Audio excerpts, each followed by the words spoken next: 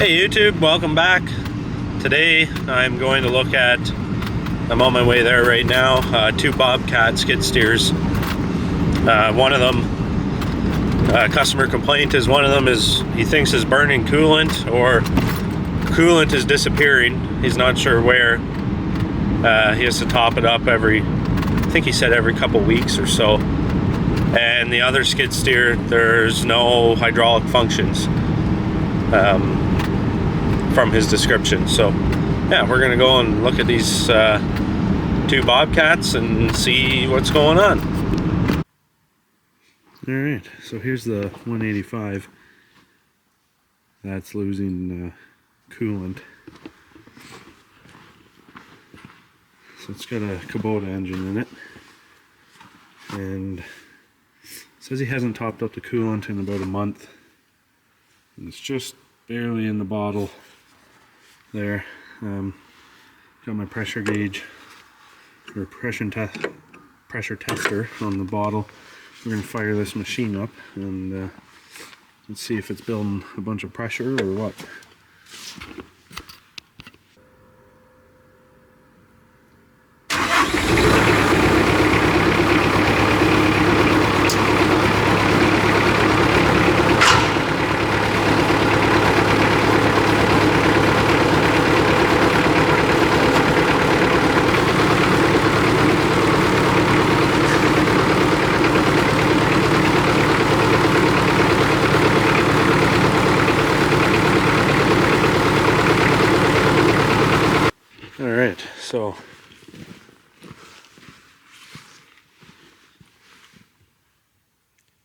Alright, so I just ran the machine for 20 minutes or so. I don't know if I got the right adapter for this tank. It's tight on there, but when I pump this up, it won't move at all. I can pump it as much as I can, and it just sounds like the air is escaping somewhere, or I'm not sure if it's escaping around here, or I thought maybe we'd have maybe a crack in the bottle. But yeah, when I get looking down in here, so here's where the rad is. This is your hydraulic cooler. Underneath is your engine rad.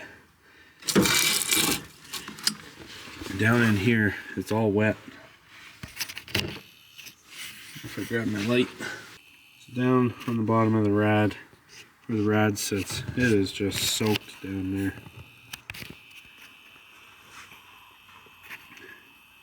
And so I did a classic taste it, and it's definitely coolant. So I'm thinking that this rad has got a leak in it, and it's just very slowly leaking out. So I can't see it. It's dry around the bottle, and he's saying he's having to top it up every, once.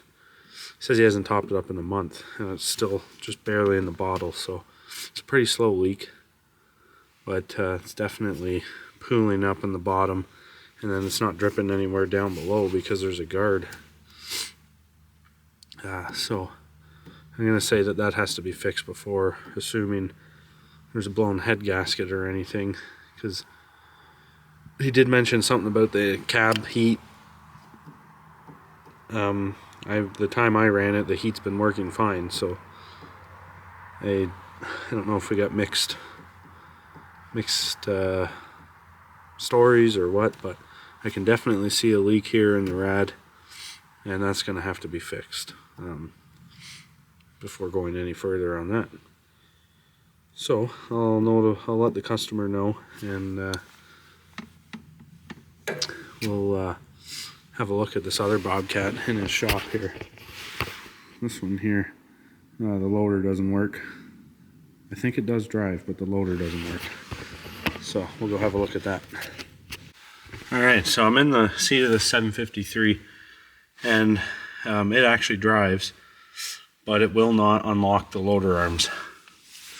So I'll give you a run through. It's got a seat bar switch, which the light is coming on when I put the seat bar down. So the light comes on, the little LED. And we can go ahead and start it. So then there's a press to operate loader button right here. When you press this button, it should unlock the park brake, and also this light should come on, the lift and tilt valve. So we can hear the solenoid for the park brake, and the machine will drive forward and back.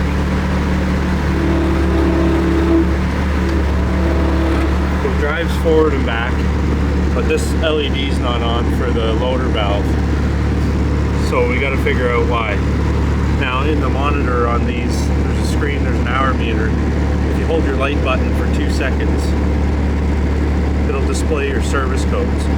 So 3265 and 32-49.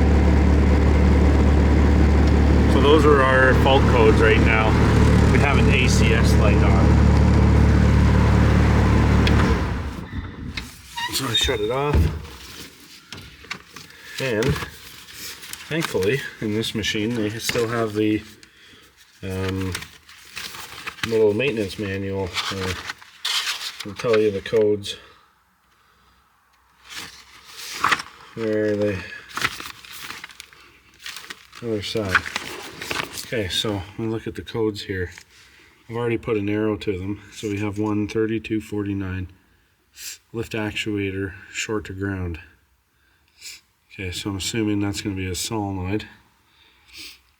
3265 sensor supply voltage out of range. So that'll be because of this code probably.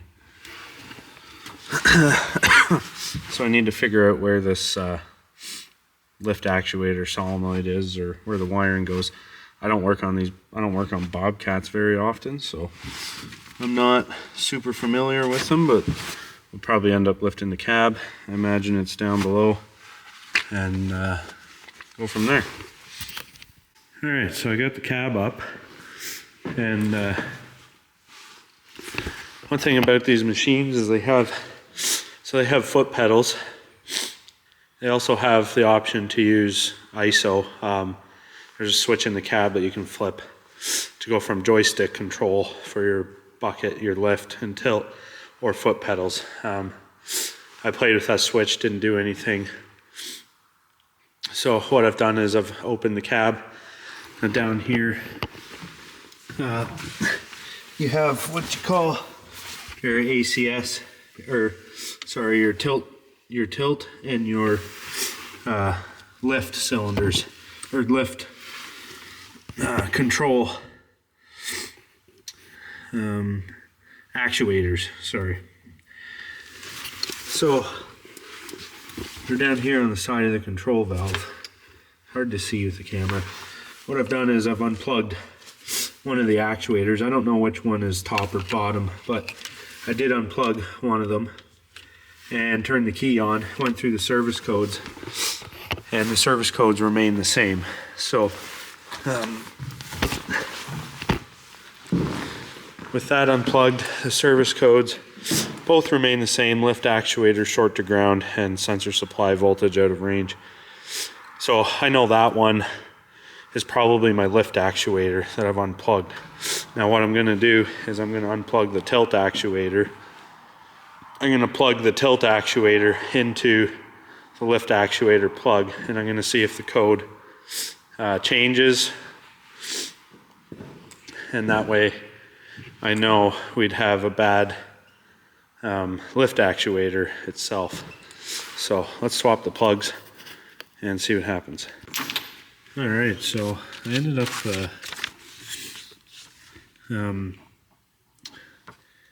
I swapped the actuator plugs, nothing changed at all, still the same codes. I left the top actuator unplugged, which you'd think would code up if it's the tilt actuator, and it never coded up. Still got these codes. I left both actuators unplugged, still the same codes, and no codes for the tilt, which is odd. I would have thought you would have the tilt actuator code come up because it's unplugged.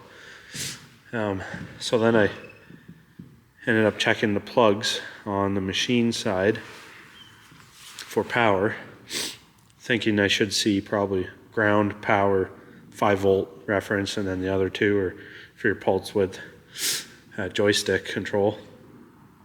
And I got no power on any pins at all going to either of the actuators. I don't have 5-volt, I don't have ground, I don't have 12-volt power at all. So I got to figure out where this actuator is and try and get my hands on a diagram and check the wires. Maybe we have a bad ACS controller. I'm not really sure, but this is kind of what it's going to. So anyway, I'll figure out where this controller is. I don't know. I'm sure some BOBCAT guys may be watching this or telling, oh, it's over here. But I'll figure it out. All right, so I just went ahead and tore this skid steer apart.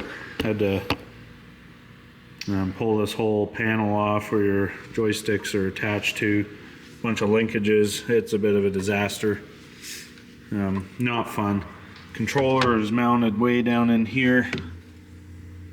Oh, down there. Anyways, I've pulled it out. Here's the ACS controller right here. And I unplugged it. The pins look fairly clean. This is the harness. This is the harness that's going to bring the powers in. I have good ground and I have good power on the pins going to the controller. So I don't have access to schematics for this machine, but in my experience, I have this issue. I have it's reading open circuit or whatever code it is, and codes aren't coming up when I start unplugging plugs. It's not recognizing anything. Even the switch up top that flips your pattern or from foot to joystick, it's not recognizing anything. There's just nothing. It's like this controller is dead, and I do have power and ground going to it. I'm gonna say that this controller's failed, and we're probably gonna have to get a new controller. I think BOBCAT does sell these controllers. I believe are discontinued, but BOBCAT sells an updated version ACS controller. So I'll have to talk to the customer about buying a controller and seeing what he wants to do from here. Okay, we got the ACS conversion kit.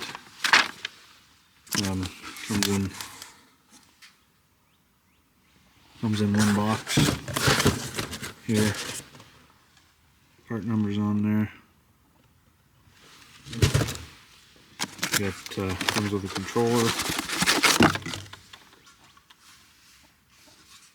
There. Mounting plate, some bolts, instructions, and a harness.